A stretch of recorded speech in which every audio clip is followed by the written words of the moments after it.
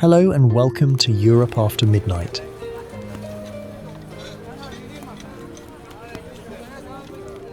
Imagine a warrior who cannot be pierced by bronze. Spears turn aside when they reach him. Swords slide off his skin like rain off stone.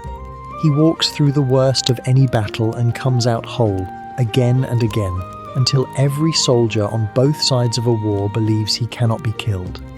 And then picture that same man brought down by a single arrow, no larger than a finger, aimed at the one place on his entire body that was never protected.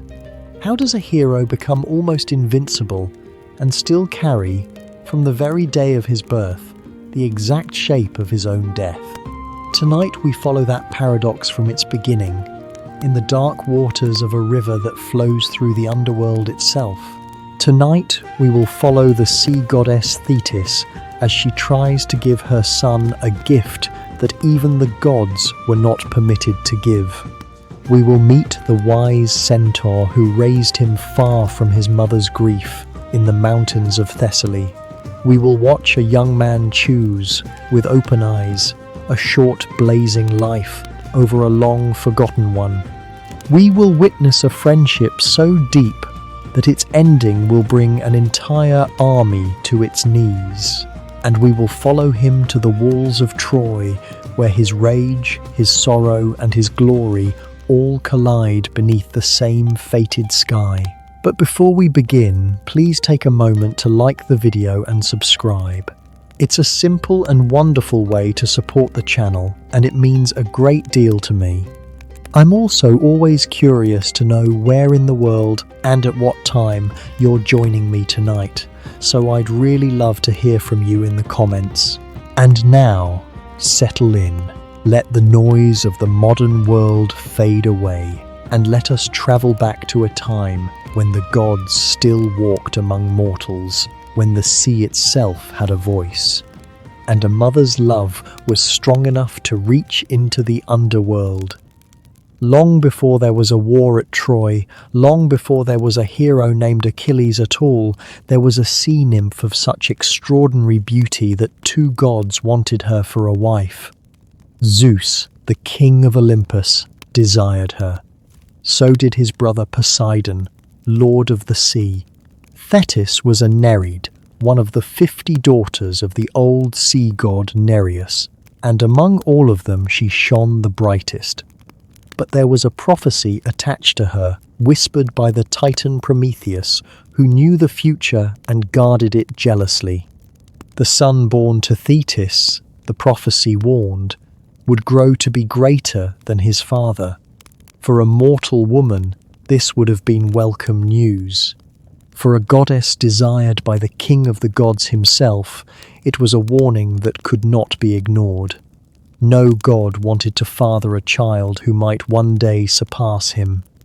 And so, quietly and with some relief, the gods stepped back.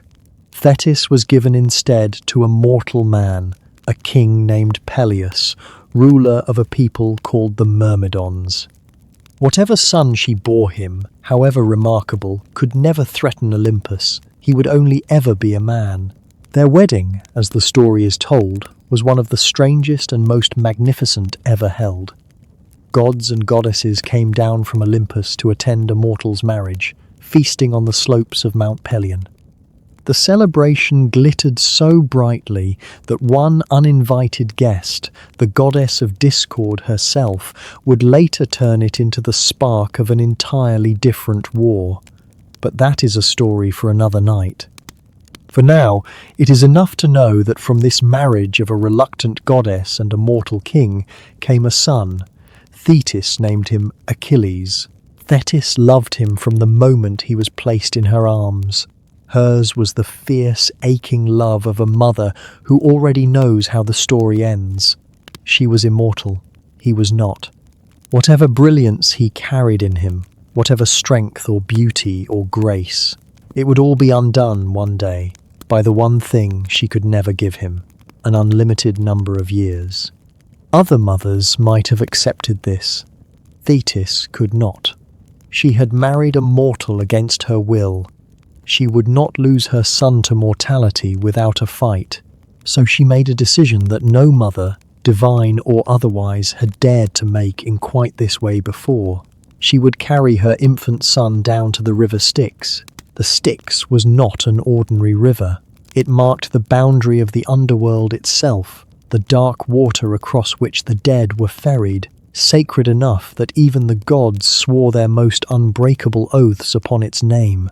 It was said that anyone bathed in its current became impervious to harm. Their skin turned to something closer to armor than flesh. Carrying a living infant into the realm of the dead was a terrible risk. But Thetis was desperate, and desperate love does not always weigh its risks carefully. She held her son by one heel and lowered him into the black water. As the story is told, she dipped him again and again, turning him in the current. She meant to reach every inch of his small body. No part was to go unprotected. The water closed over his skin and left it changed, hardened against every blade and spear that might ever be raised against him, but there was one place the river could not reach. Her hand. She gripped him by the heel to keep him from being swept into the current, and where her fingers held him, the water never touched his skin. When she finally lifted him out, dripping and wailing in the way of any ordinary infant, there was nothing to show for what had just happened. No mark, no scar, nothing visible at all. Only a single patch of skin on the back of his heel remained, in every way that mattered, exactly as vulnerable as any other child's. Thetis did not know it yet, but she had just written the final chapter of her son's life before his story had even properly begun. Not long after, a prophecy reached her, carried by a seer whose name has faded from most tellings, but whose words never did. Achilles, the prophecy said, would face a choice that few men are ever given the clarity to make. He could live a long, quiet life, growing old in peace far from any battlefield, his name forgotten within a few generations. Or he could go to war. War would give him a glory so vast that no empire could ever bury it. But he would die young, far from home, before his life had properly begun. Two fates, laid out like two roads at the edge of a forest. A long life without a name, or a short life that the whole world would remember. Thetis heard this and felt something close to horror. She had just spent everything she had trying to make her son safe from death. Now fate itself was telling her that safety and glory could not both be his. But a mother cannot argue with a prophecy. She can only try to outrun it. For now, though, he was only a boy. She told herself there was time to keep him hidden from that choice a little longer. Time to raise him somewhere far from the reach of kings and armies, somewhere the war gathering on the horizon of the world could not yet find him. She knew exactly the place. High in the forested mountains of Thessaly, there lived a teacher unlike any other in the ancient world, half man and half horse, wiser than most gods and gentler than most men. She would send her son to him, and for a few precious years, Achilles would simply be allowed to grow. The mountain was called Pelion, and its slopes were thick with pine and wild olive, the air sharp with the smell of crushed herbs and wood smoke. It was here, in a cave mouth shaded by ancient trees, that Thetis brought her son to be raised by Chiron. Chiron was a centaur, but he bore almost nothing in common with the wild, drunken creatures of that race who feasted and brawled in the lowland forests.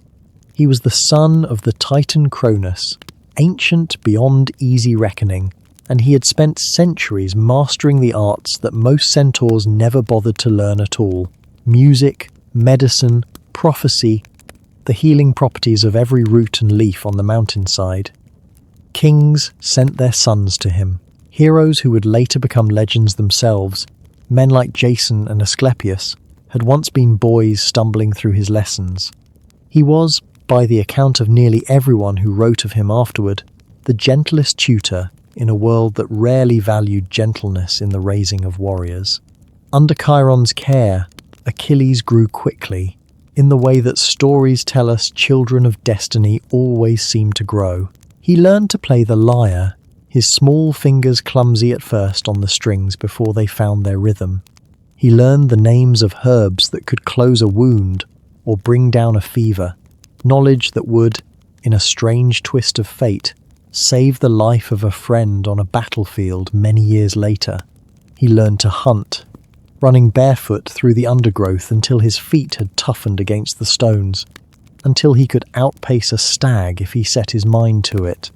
Chiron fed him, so the story goes, on the marrow of lions and the entrails of wild boar, meant to build in the boy a strength and a fierceness beyond what ordinary food could give a growing child.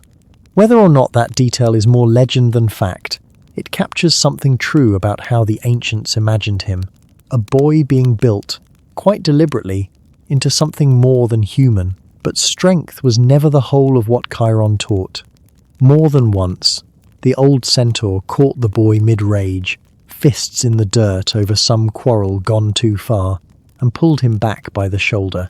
A warrior who cannot master his own temper, Chiron told him, is a danger to everyone around him, friend and enemy alike. Achilles would absorb that lesson only partway. For several years this was enough. He would carry Chiron's skill with a spear all the way to the walls of Troy. He would carry Chiron's warning about his temper rather less faithfully. For several years, this was enough. The boy grew tall and quick and strong on the mountainside, far from any court, any war, any prophecy. But how long can a mountain hide a boy from a world gathering for war? Rumors were already spreading across Greece of a Trojan prince named Paris, a Spartan queen named Helen, ships being gathered, oaths being called in. Thetis had not forgotten what the seer told her, and her old fear returned in full force. There was just one problem. If a great war truly was coming, the kind of war that would call on every capable fighting man in Greece, her son would eventually be summoned to it. And Thetis knew, with the awful clarity of a mother who has already heard her child's fate spoken aloud, exactly what would happen if he went. So she made a second desperate attempt to outrun the prophecy, one considerably stranger than the first. She took her son from Chiron's mountain and brought him to the court of King Lycomedes on the island of Skyros. There she dressed him as a girl. Sit with that image for a moment, a boy who would grow to be the greatest warrior of his age, disguised among the daughters of a king, given a woman's name, taught to move and speak in a way that would draw no attention from the recruiting officers, who were even then travelling from island to island, court to court, gathering men for the coming war. Among the daughters of Lycomedes, he went by the name Pyrrha, the red-haired girl. He lived among Lycomedes' daughters, ate at their table, and by most accounts of the story, fathered a son with one of them, a princess named Diadamia, before the truth of who he was ever came to light. Whatever the exact shape of those years, they amounted to a kind of borrowed peace. Thetis had bought her son time. She could not buy him forever. The war she feared did come. Helen, wife of the Spartan king Menelaus, had been taken to Troy by the Trojan prince Paris, and the kings of Greece, bound by an old oath sworn years before to defend whichever of them won her hand in marriage, began assembling the largest fighting force the Greek world had ever seen. And here, the prophecy reasserted itself in a way Thetis could not have fully anticipated. Among the Greek commanders was a seer named Calchas, who told Agamemnon, the high king leading the expedition, a hard truth. Troy could not be taken without Achilles. The war might drag on for a decade. It might fail entirely. But if the son of Thetis did not fight, Troy would never fall. Agamemnon needed him. And so the Greeks sent for the one man clever enough to find a boy hidden among a house full of girls. Odysseus, king of Ithaca, already known across Greece for a mind sharper than any sword. Odysseus arrived at the court of Lycomedes disguised as a travelling merchant, his ship's hold loaded with the kinds of goods that would appeal to young noblewomen. fine cloth, polished mirrors, delicate jewelry. But tucked among the silks and combs, he placed a single object that did not belong there at all, a spear and a shield, gleaming with the unmistakable weight of a weapon meant for war. He spread his wares before the daughters of Lycomedes and watched. The princesses reached predictably enough for the cloth and the jewelry, exclaiming over the mirrors, holding the fine fabric up to the light. But one of the girls did not reach for any of it. She reached for the spear, closed her hand around the shaft, and hefted it with an ease that no ordinary young woman raised in a palace could have managed. Odysseus, watching from across the hall, allowed himself a small, satisfied smile. He had his answer. Some tellings add a flourish to the moment of discovery. Odysseus ordered a war trumpet sounded outside the hall, as though the palace itself were under attack. In the panic that followed, the daughters of Lycomedes screamed and fled for the inner rooms, clutching at each other in fear. But the girl who had picked up the spear did not run. She turned toward the sound, gripped her weapon, and made ready to fight. Odysseus knew at once, no way for a frightened princess to behave. This was exactly how a warrior behaves when danger is near. The disguise fell away. Achilles stood revealed in the hall, still dressed in a woman's robes, the spear held now with obvious and practiced ease. His face showed no anger, only a kind of resignation. He had known, perhaps, that this day would come eventually. His mother's disguise had bought him years, not a lifetime. Thetis, when she learned what had happened, wept bitterly. She had done everything a mother could think to do, dipped him in the river, hidden him among the daughters of a king, and Odysseus had found him anyway, walking calmly through her doorway disguised as a merchant, a spear hidden among his silks. But Achilles himself did not weep. Whatever fear or grief his mother carried on his behalf, he met the moment with something closer to relief. He was no longer content to sit in borrowed robes while the greatest war of the age gathered without him. In the days that followed his discovery, the choice his mother had dreaded for years finally arrived in its full and undisguised form. The details of how it was presented to him differ from telling to telling. In some versions, it is his mother who lays the two paths before him one final time, weeping as she does it. In others, it is simply the shape of the world itself, the two futures every young man of that age understood to be the only ones available to a warrior born with unusual gifts. But the substance of the choice never changes, and it is worth sitting with plainly, because it is the hinge on which his entire story turns. If Achilles stayed home, he would live a long life. He would grow old on Phthia's green hills, marry, raise children, watch them grow in turn, and die quietly in his own bed as an old man, surrounded by a family that loved him. And in 2 or 3 generations, his name would fade the way most names fade. No poet would sing of him. No stranger 1,000 years later would know he had ever lived at all. If he sailed for Troy, he would win a glory unlike anything else available to a mortal man. His name would be spoken in every generation that followed his own. Poets not yet born would build their careers on the telling of his deeds, but he would not come home. He would die young, on foreign soil, far from the hills where he had learned to hunt barefoot under Chiron's watchful eye. A long life, unremembered. A short life, undying. Achilles chose Troy. It is tempting, looking back across so many centuries, to imagine this as an easy decision for a young man already flush with confidence in his own strength. But nothing in the way the ancient world told this story suggests it was easy. If anything, this was the defining act of his character, the single choice that explains everything he did afterward. Every rage, every act of reckless courage, every refusal to compromise.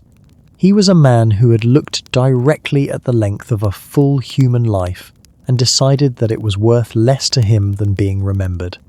Once a person has made a choice like that, quietly and irrevocably, in the privacy of his own heart, very little else in his life can frighten him the way it frightens other men. He gathered his forces, Peleus, his father, gave him command of the Myrmidons, the fierce warrior people of Phthia, along with 50 ships to carry them across the sea. And he did not go alone. Among the men who joined him was a somewhat older companion, a man named Patroclus. The two of them had known each other since childhood. Patroclus, the story tells us, had come to Peleus's court as a boy after a tragic accident, having killed another child in a quarrel over a game of dice and been sent away from his own home in disgrace, as was the custom for such things. Peleus had taken him in and raised him alongside his own son, and Chiron had tutored the two of them together on the slopes of Pelion, the elder boy watching over the younger one in the easy, unspoken way that older companions often do. The ancient sources were never entirely settled on the precise nature of the bond between them, but every version of the story agrees on this much. From the very beginning, Patroclus was the one person in the world Achilles trusted without reservation. Where Achilles was fire, quick to burn, quick to blaze, Patroclus was steadier, gentler, the kind of man other men brought their troubles to. Even the fiercest of the Myrmidons went to Patroclus first if they had a grievance, trusting his calm counsel before they dared approach the greater, more volatile temper of Achilles himself. Thetis, watching her son prepare to sail, made him one final promise before the ships departed. She could not stop him from going. She had tried everything a goddess could try, and fate had proven stronger than a mother's love. But she told him that whatever happened at Troy, whatever he needed, she would hear him. He had only to call out to her, even across the widest sea, and she would come. He would need to call on her sooner than either of them expected. The Greek fleet gathered at Aulis, a harbour thick with the masts of 1,000 ships. More men assembled in one place than the Greek world had ever seen before or would see again for centuries. Achilles arrived at the head of his Myrmidons, 17 years old by some accounts, already taller and quicker than the older, more seasoned commanders who had gathered around Agamemnon's banner. Odysseus, who had once tricked him out of hiding, with a spear laid among silks, greeted him now as a comrade rather than a target, and the two men, who had come to rely on each other's very different strengths throughout the long years of the siege to come, stood for a moment as equals on the same stretch of sand. The ship set sail. Somewhere behind him, on the hills of home, lay the long, quiet life he had chosen not to live. Ahead of him lay Troy, and the war that would make his name outlast every stone in that city's walls. But a war, Achilles was about to learn, does not always arrive the way a young man imagines it. The war the Greeks had sailed to fight did not begin the way any of them expected. There was no swift assault on Troy's famous walls, no single decisive battle that settled the matter in a single bloody afternoon. Instead, the years that followed the fleet's arrival on the shores near Troy became something slower and grimmer, a long siege stretching on and on, in which the city itself remained largely untouched behind its towering fortifications while the war was fought, instead in the surrounding countryside and along the coast.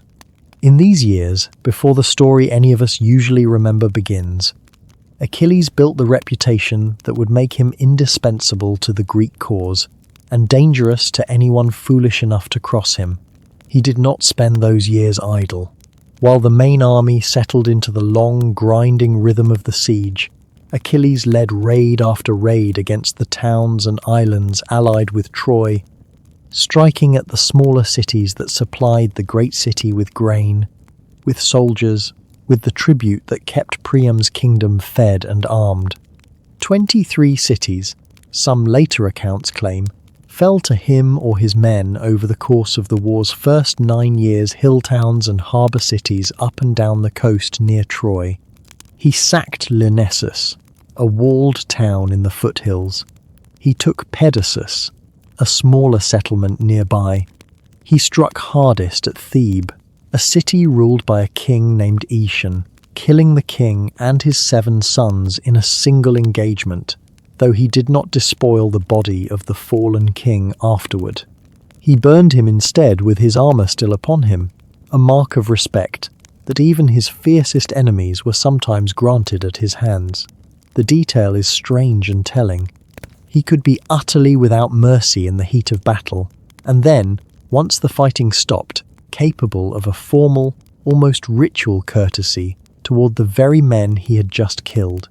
These raids were not merely about weakening Troy's supply lines, though they accomplished that as well, each one added to a growing legend. Soldiers who had never seen Achilles fight heard the stories second-hand of a warrior who moved faster than seemed possible in the weight of bronze armor, who could put a spear through a shield and the man behind it in the same motion, who fought at the front of every charge his myrmidons made, rather than directing them safely from behind. Whatever skin the river Styx had hardened all those years ago, whatever gift his mother had bought him at such cost, it showed itself now in a warrior who walked untouched through fighting that left other men broken and dying around him. To the Trojans, he became something closer to a natural disaster than a man, a name spoken with the same dread reserved for a coming storm.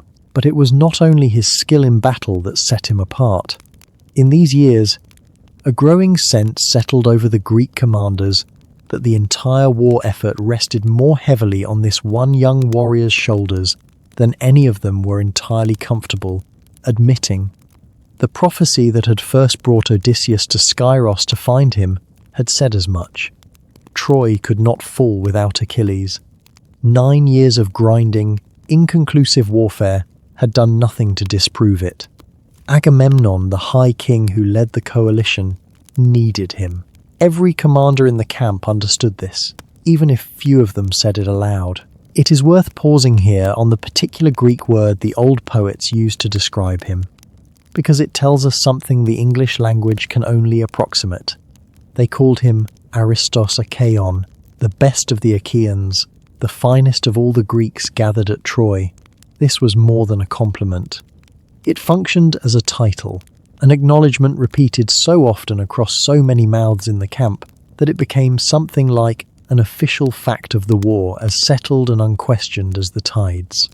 Other men were brave.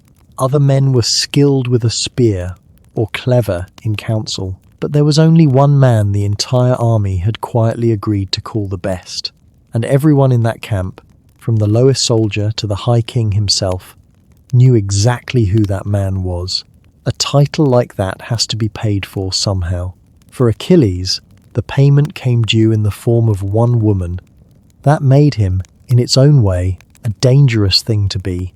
A reputation like that does not simply sit quietly in a man's tent. It changes how he expects to be treated, and it changes, too, how sharply he feels it when that treatment falls short of what he believes he has earned. Achilles had given up, by his own choice, the long, ordinary life waiting for him back on the green hills of Phthia. He had traded it, deliberately, for exactly this, to be spoken of as the finest warrior at Troy, to have his name carried home by every soldier who survived the war, to be remembered. If that reputation was the entire price of the choice he had made, then any insult to it went beyond a personal slight. It struck at the very thing he had given up a full life to obtain.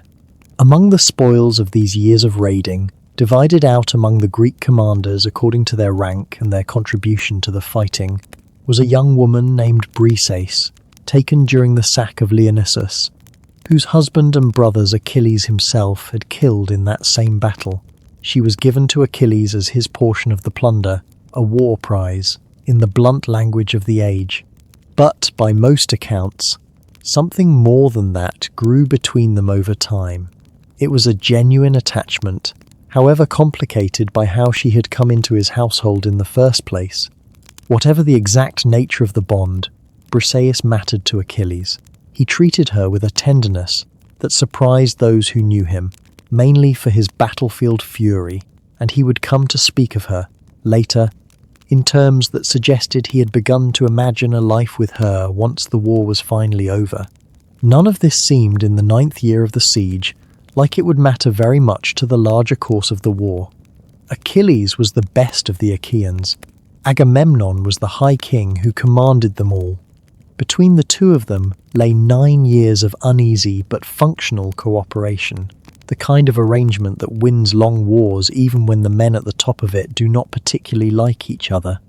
Then a plague swept through the Greek camp, sent by the god Apollo in anger over an insult to one of his priests, and within days that fragile arrangement would break apart entirely. The priest's name was Chryses, and his daughter, Chryses, had been taken captive during one of the raids on the towns surrounding Troy, and given to Agamemnon as his own portion of the plunder, much as Briseis had been given to Achilles. Chryses served Apollo, the god of plague and prophecy and the sun, and when he came to the Greek camp bearing a rich ransom and begging for his daughter's return, he came dressed in the sacred garlands of his office, invoking his god's name as he pleaded. Agamemnon refused him. Worse than refused him, he sent the old priest away with threats, warning him never to return to the camp again. Chryses walked back along the shore alone, and when he reached a place where the sea met the sand, he stopped and prayed, not to beg this time, but to ask for vengeance. Apollo heard him. For 9 days the god's arrows fell invisibly upon the Greek camp. The mules and the dogs fell first. Then the men themselves began to sicken and die, in growing numbers, until the funeral pyres burned along the shore almost without pause. On the 10th day, Achilles called the army together in assembly, a right that belonged to any commander concerned for his men, and demanded that someone explain why the god's anger had fallen upon them. The seer Calchas rose to answer, but only after Achilles promised him protection, for Calchas knew that the answer would anger the most powerful man in the camp. The plague, he said, was Apollo's punishment for the insult done to his priest.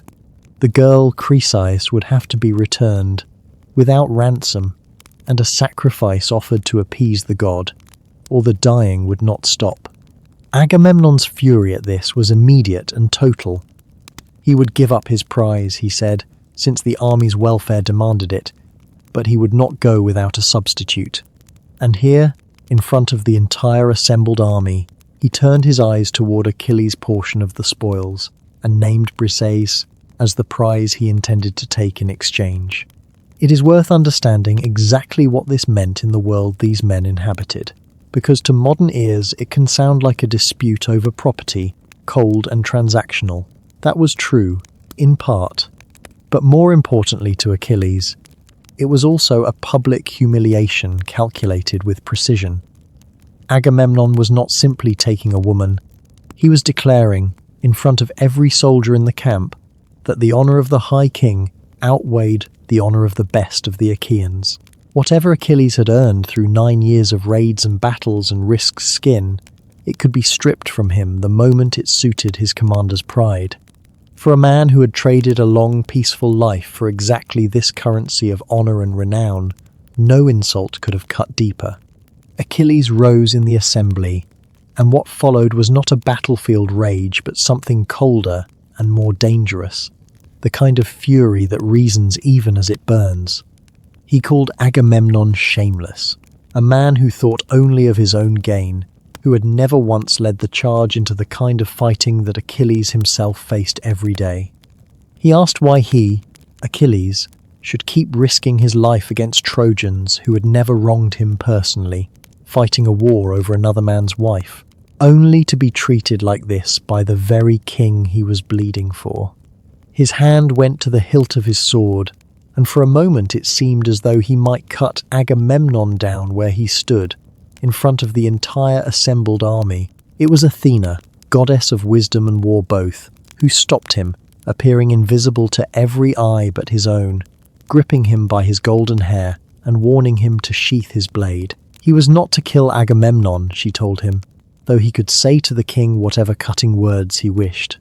Achilles obeyed, some measure of restraint holding even through the worst of his fury, and thrust his sword back into its sheath. But the words that followed were their own kind of blade. He told Agamemnon plainly that he would take his Myrmidons and withdraw from the fighting entirely. Let the Greeks face Hector and the Trojans without him. Let Agamemnon discover exactly how much his army's fortunes depended on the man he had just humiliated. Agamemnon, no less proud and no more inclined to back down, sent his heralds to take Briseis from Achilles' tent that same day. Achilles let her go without resistance, though the anger in him did not cool. He wept, alone on the shore of the sea, away from the eyes of his men, in a grief that was as much about the wound to his honour as about the loss of the woman herself. And then, as his mother had promised him years before on the beach at Aulis, he called out across the water for Thetis to come to him. She rose from the sea to find her son in tears, and when he told her what had happened, her own anger matched his. She went that same day to Olympus, to Zeus himself, and asked the king of the gods for a favour that would prove far more costly to the Greek cause than either of them may have fully understood at the time. She asked Zeus to give victory to the Trojans, to let Hector and his men push the Greeks back toward their ships, to let Agamemnon and the whole army suffer until they understood exactly what it cost them to dishonour her son. Zeus, who owed Thetis a debt from an old favour, agreed and nodded his head in the manner that the ancient poets tell us shook all of Olympus when he did it, a sign among the gods that a promise, once made this way, could never be undone. Achilles withdrew to his tent and his ships, and there he stayed. Day after day, the fighting continued on the plain before Troy, and day after day, he took no part in it. He sat instead with Patroclus, playing the lyre Chiron had taught him to play as a boy, singing of the glories of other men, while his own glory sat coiled and unused at his side. In its way, this was a kind of self-imposed exile from the very war he had crossed the sea to fight, and from the very reputation he had traded a long life to build. He had chosen glory over a quiet death at home. Now, in his fury, he was choosing to let that glory sit idle while other men bled in his place. He did not yet know how heavy a price that choice would carry, or how much of what he loved most in the world it would eventually cost him. For now, he sat by his ships on the shore and watched and waited for Agamemnon to understand what he had lost. With Achilles gone from the field, the war changed shape almost immediately, and it did not change in the Greeks' favour. Hector, Prince of Troy and its greatest defender, sensed the shift before almost anyone else did. He led the Trojan army out from behind their walls with a boldness they had not shown in years, driving deep into territory the Greeks had held since the earliest days of the siege. Zeus, keeping the promise he had made to Thetis, tipped the fortunes of battle again and again toward the Trojan side, and the Greek commanders who had once relied on Achilles' spear to break the worst of the fighting now found themselves facing that same fighting with the one man who could reliably win it sitting idle in his tent. Agamemnon's great warriors fell one after another.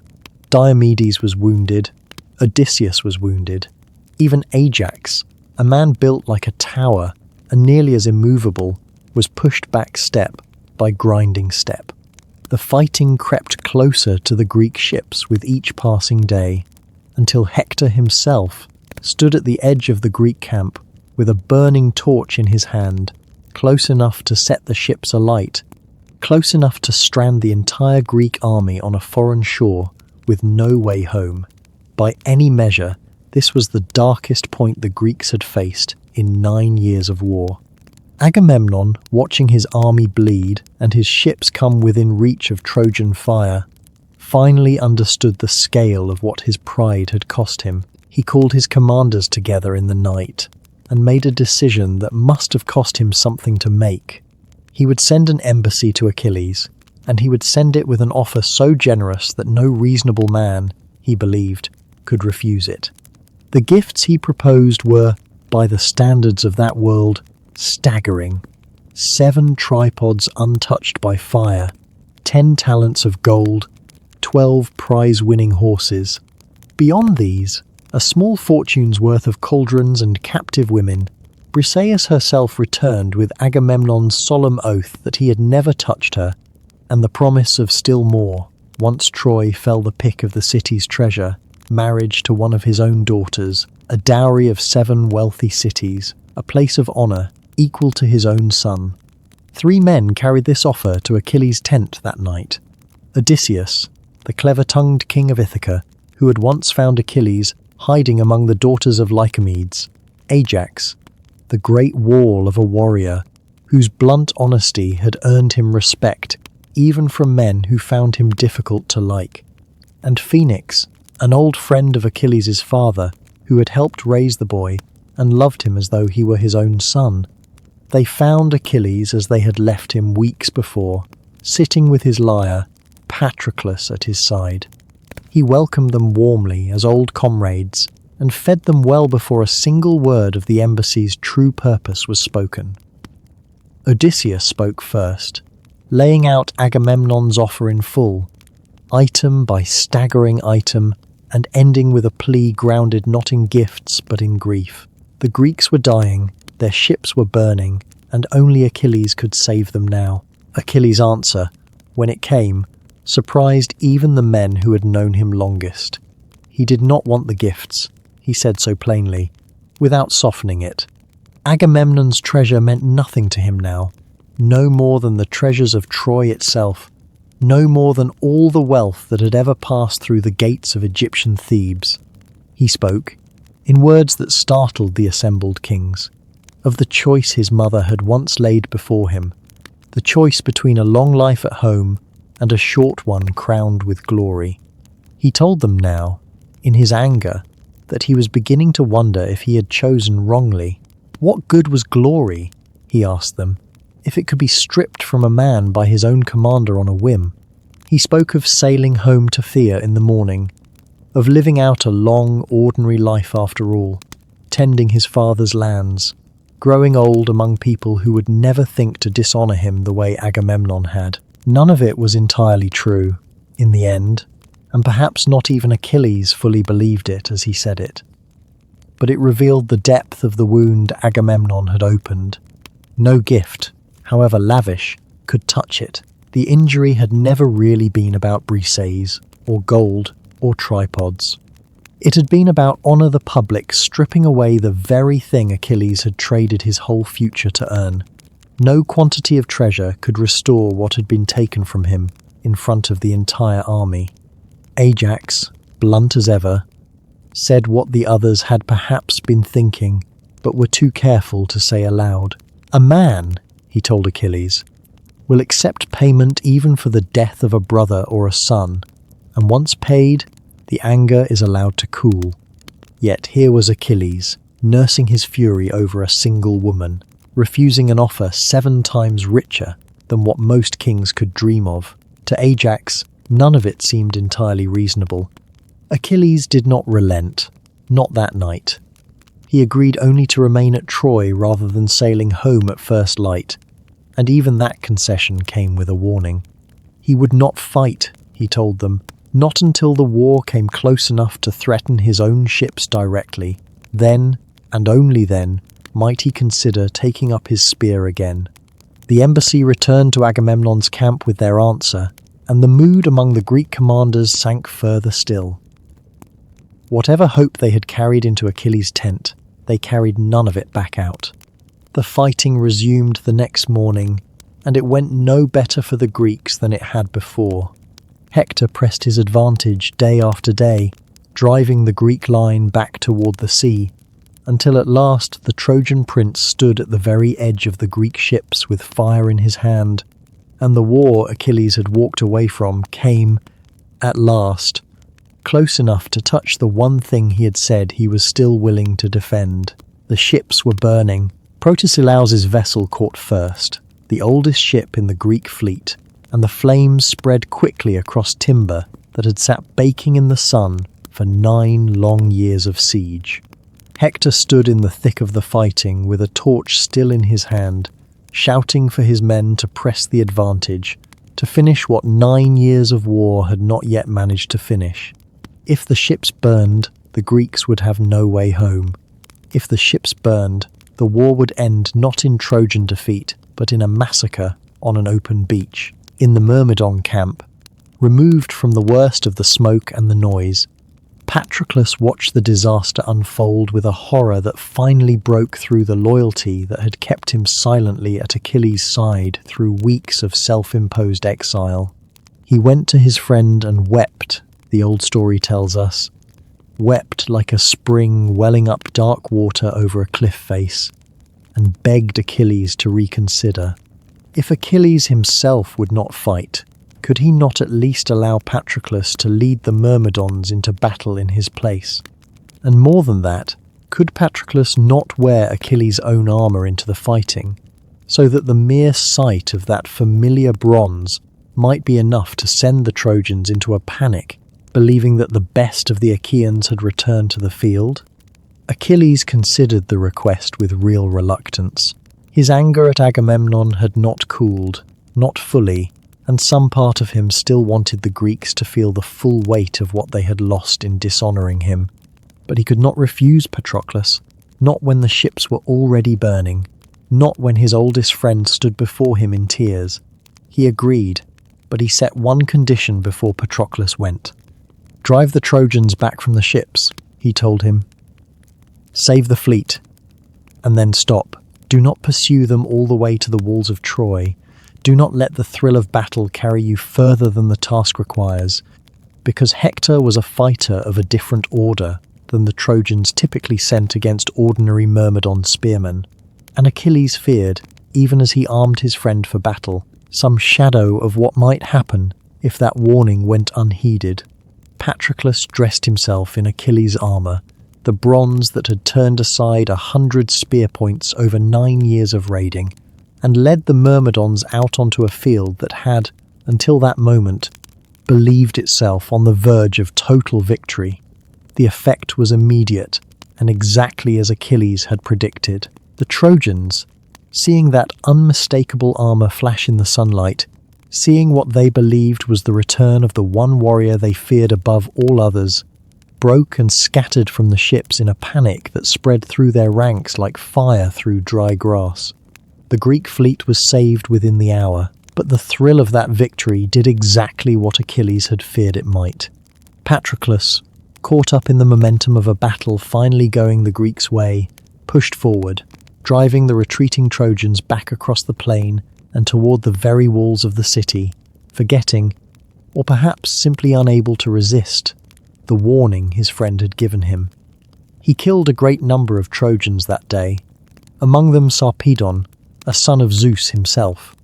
Even the king of the gods, watching from Olympus, could not save his own child from the spear of a man wearing another man's armour. At the height of his victory, Patroclus's fate finally caught up with him. Apollo, the same god who had sent the plague upon the Greek camp at the war's beginning, intervened directly, striking Patroclus from behind and stripping the borrowed armour from his body with a single blow, leaving him dazed and unprotected in the middle of the fighting. A minor Trojan warrior wounded him first with a spear cast to the back, and then Hector, seeing his enemy exposed and staggering, finished what the god had begun, driving his own spear through the young man's body. Patroclus died there on the plain before Troy, in another man's armour, having gone further than he was ever meant to go. Hector, standing over the body, could not resist a final cruelty, taunting the dying man, believing, as he had every reason to believe, that he had just killed Achilles himself. The armour was stripped from the body and carried off as a trophy, and it took a desperate, bloody struggle among the Greeks simply to recover Patroclus's body before the Trojans could drag it away entirely. A fight so fierce that it became its own small war within the larger one. Menelaus and the great Ajax fought side by side over the corpse of a man who was not even their own particular friend. Together they finally carried it back to the Greek camp, while messengers ran ahead to find Achilles and tell him what had happened. The messenger who reached him was Antilochus, a young man who had to deliver the words no one else had the courage to speak. Patroclus was dead. Hector had his armour. What followed has been described by poets across nearly 3,000 years as one of the rawest expressions of grief in all of ancient literature, and it is worth sitting with it plainly, without rushing past it toward the vengeance that came after. Achilles fell to the ground. He tore at his hair with both hands, the same golden hair Athena had once gripped to stop him from killing Agamemnon. He poured dark ashes over his head and his fine clothing, and he lay there in the dirt, given over entirely to a grief so total that his own men grew afraid. These were seasoned Myrmidon warriors, men who had watched hundreds of deaths over 9 years of siege. Still, they feared he might turn a blade on himself. They stood near him through the night, watching, saying nothing. Far beneath the sea, Thetis heard her son's cries of anguish rising even from that great distance, and she rose from the water with her Nereid sisters to comfort him. She found him exactly as the messenger had left him, and when he told her what he intended to do, to return to the battle at once and kill Hector in revenge, she reminded him gently, and with a mother's particular sorrow, of something he already knew. His own fate was bound to Hector's. It had been foretold, long before either young man had ever raised a spear against the other, that Achilles' own death would follow soon after Hector's, and not by very much time at all. If he killed the man who had killed Patroclus, he would be choosing, once again and with full knowledge this time, the same short, glorious path he had chosen as a boy on the island of Skyros. Achilles did not hesitate. He told his mother plainly that he had no wish to go on living at all if he could not first avenge his friend, and that death could come for him whenever it wished, so long as it came after Hector's. In its way, this was the same choice he had made years before. The long life against the short one, crowned in glory, made again now with the added and far heavier weight of grief behind it. He was not choosing fame for its own sake this time. He was choosing to follow the one man in the world who had mattered to him more than his own survival, and he intended to send Hector after Patroclus before his own turn came. A practical problem stood between Achilles and the battlefield. However, one his grief could not simply burn away. His own armour, the armour Patroclus had died wearing, now belonged to Hector, hanging as a trophy somewhere within the walls of Troy.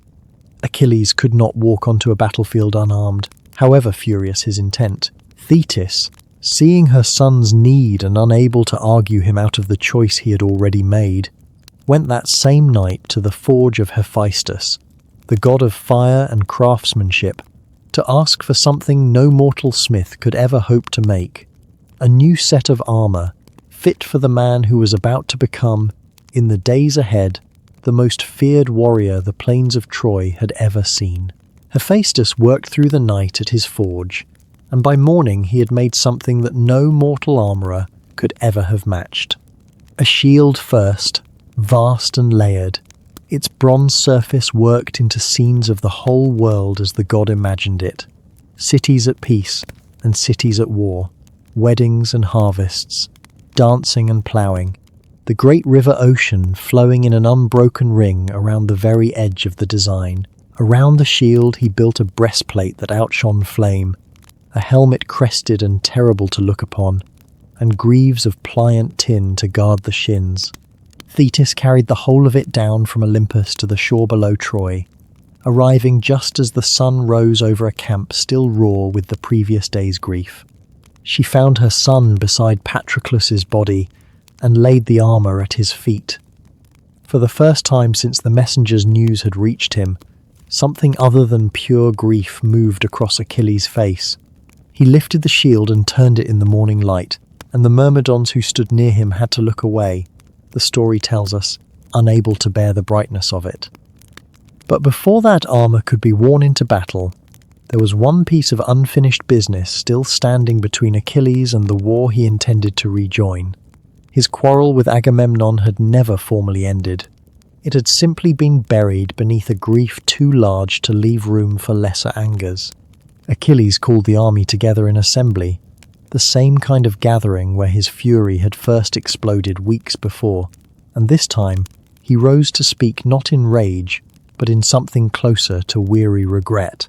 He said plainly, in front of the whole camp, that he wished the quarrel over Briseis had never happened at all, that he would rather Agamemnon's prize girl had died before ever coming between them.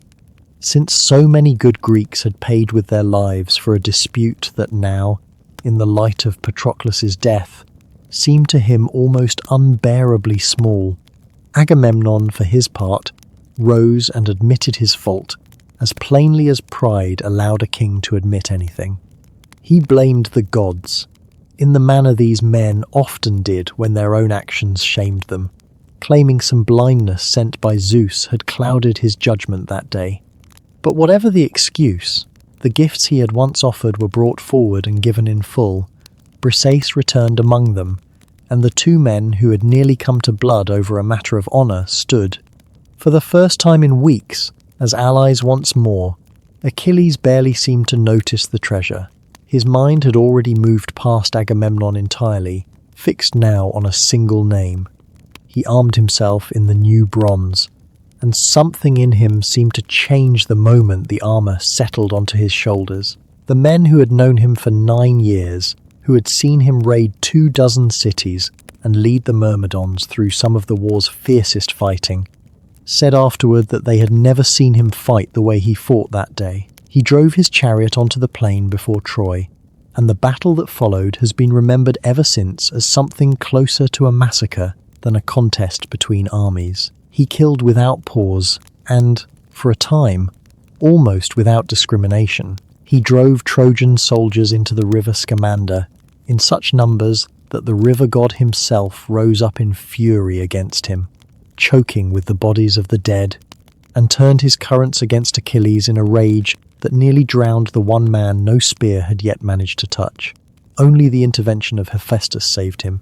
At Thetis's desperate request, the god sent fire to boil the river's banks. Without it, her son would have drowned an end that would have made a mockery of every sacrifice she had made on his behalf, all the way back to the day she carried him down into the Styx as an infant. Achilles fought free of the water and returned to his slaughter, and the Trojans who witnessed it fled before him in a terror that no ordinary battle had ever produced in them, streaming back through their own gates in such panic that Priam, the aged king of Troy, ordered the great doors thrown open to receive them and then shut again before Achilles himself could follow them inside. One man alone did not flee. Hector stood outside the walls of his own city, having sworn to face Achilles no matter the cost, while his father and mother called down to him from the ramparts, begging him to come inside, to spare himself, to spare them the grief that both of them could see coming with a terrible clarity. Hector did not move, but as Achilles came into view at last, moving across the plain with a speed and a fury that seemed less like a man than like the war god Ares himself given flesh, something in Hector's resolve broke after all. He turned and ran. 3 times the two men circled the walls of Troy, Hector fleeing and Achilles pursuing, the whole city watching in a silence so total that not even the gods on Olympus could bear to witness it without taking sides. Zeus himself, weighing the fates of the two men on his golden scales, watched Hector's fate sink down toward death, and even the king of the gods, who might have wished to spare such a brave man, could not undo what had already been set in motion. Athena descended to the battlefield and, in the guise of Hector's own brother Deiphobus, convinced the exhausted Trojan prince to stand his ground at last and face his enemy together, or so Hector believed. In truth, it was a final deception. When Hector turned to find his brother's support beside him, there was no one there at all. He stood alone. The two men faced each other at last, and Hector, understanding now the trick that had been played on him but too proud to run any further, asked one final thing of his enemy before the fighting began: that whichever man fell, the winner would return the body of the loser to his own people for proper burial, rather than leaving it to the dogs and birds. Achilles' answer was cold and immediate. There could be no such oath between them, he said. Lions do not make pacts with men, nor wolves with lambs. One of them was going to die, and he intended that it be Hector. The duel itself was brief compared to the years of war that had led to it. Achilles' spear found the one gap in Hector's borrowed armor, at the base of the throat, where the collarbones meet the neck, and Hector fell to the dust of the plain before his own city's walls, his parents watching from the ramparts above, his wife Andromache not yet even aware that she had become a widow. With his dying breath, Hector begged once more for his body to be returned, warning Achilles that the gods would remember whatever cruelty followed.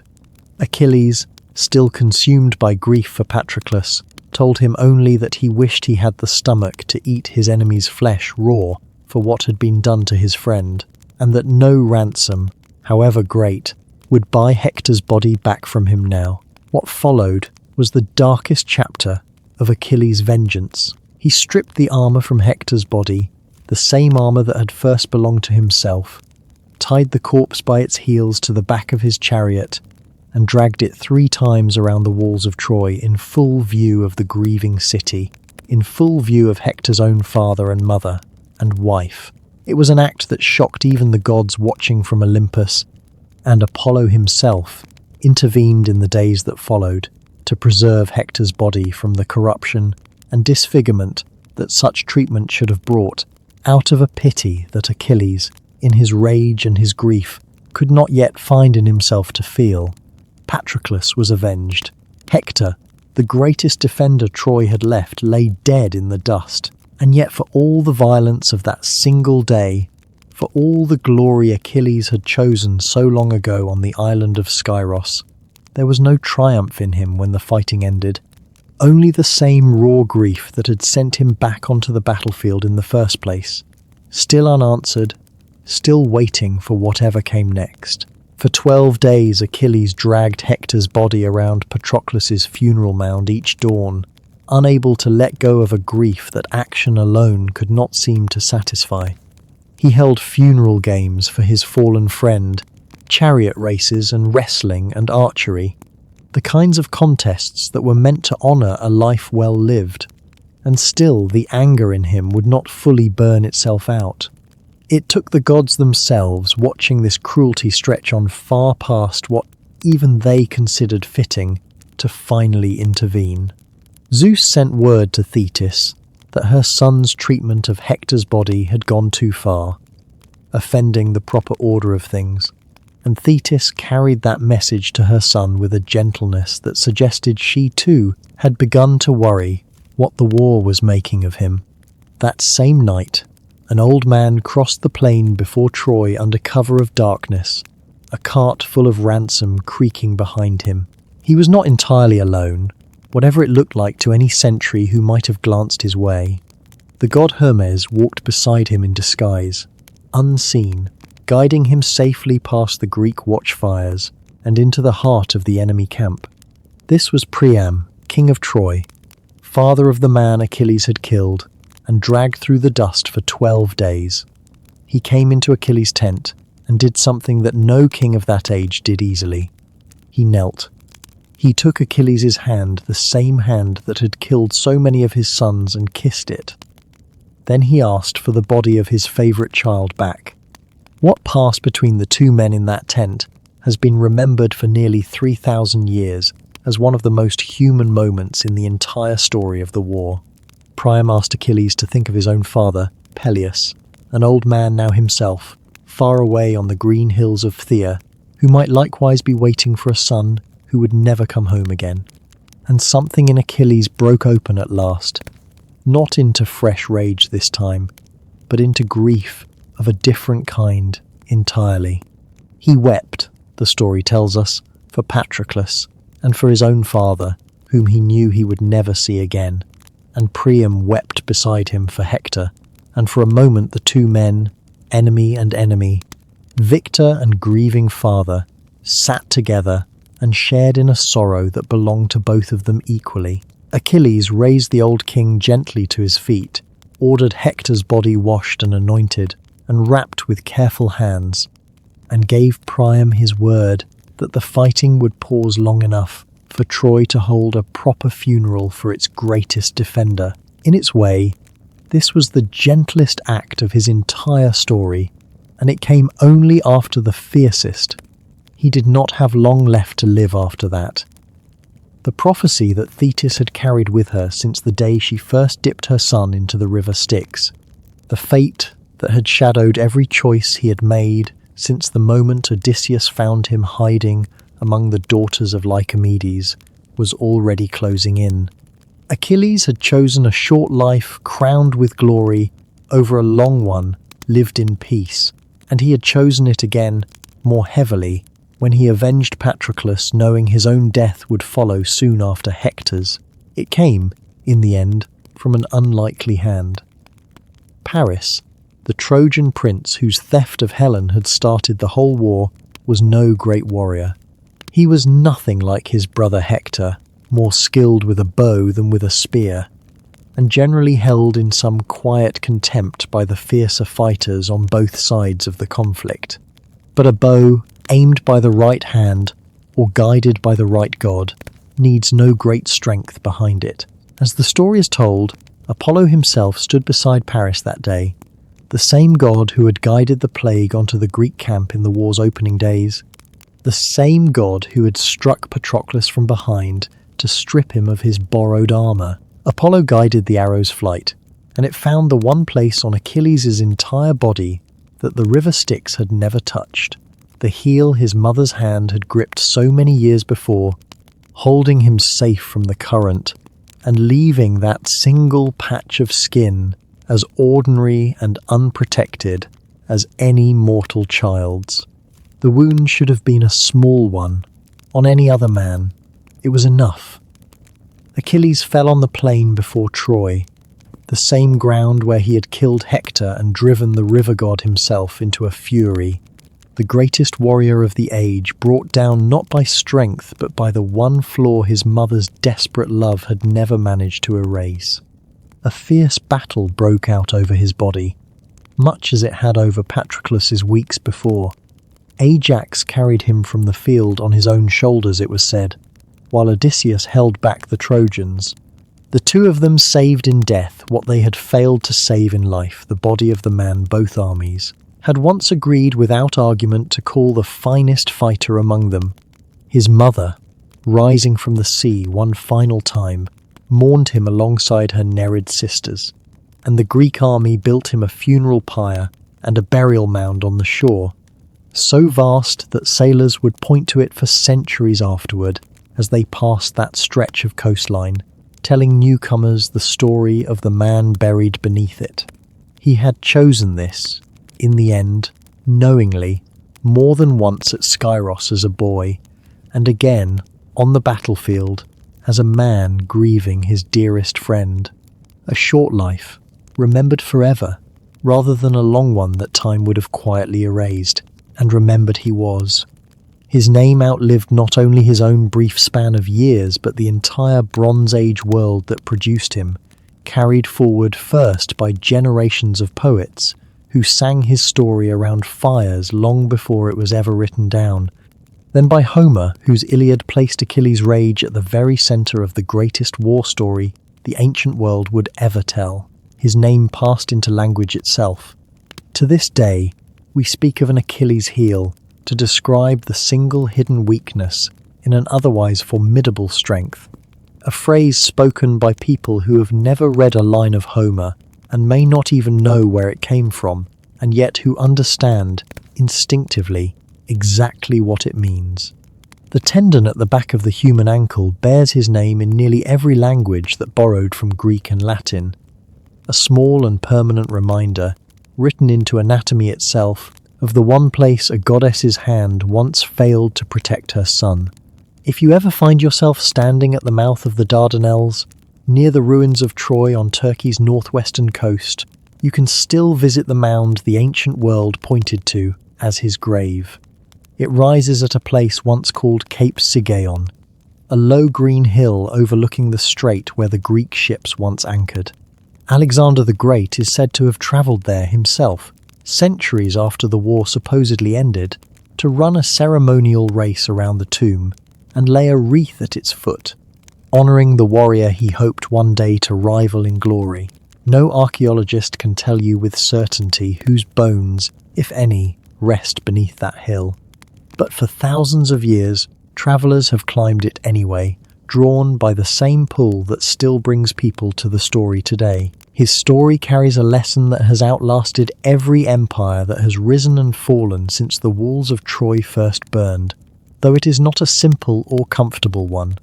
Achilles was given, more clearly than perhaps any figure in ancient legend, the exact choice each of us faces in some quieter, less mythic form, a long life that time will eventually smooth away into nothing, or a shorter one spent in fierce, full pursuit of something that might outlast us. He chose the second path twice, once as a boy who barely understood what he was giving up, and once as a man who understood it completely and chose it anyway, for the sake of a friend he could not imagine living without. Whatever else can be said of his rage, his grief, his cruelty and victory, and his tenderness before an old king's tears, it is that choice, made and remade with open eyes, that has kept his name alive for 3,000 years and counting. Somewhere beneath the dark water of a river that no living person will ever see, a mother once held her infant son by the heel, trying to give him something no god had ever given a mortal before. She could not make him invincible. No one, in the end, ever truly can be. But she gave him, without quite meaning to, something perhaps more lasting than invulnerable skin. A story so complete, so human in its glory and its grief alike, that it has outlived every empire, every language, and every one of the 1,000 ships that once carried it to war. Thank you for joining me on this long journey into the past. I hope the story of this restless, grieving, unforgettable hero has brought the beauty and sorrow of the ancient world to life for you tonight. Until our next journey into legend, I wish you a calm and peaceful night.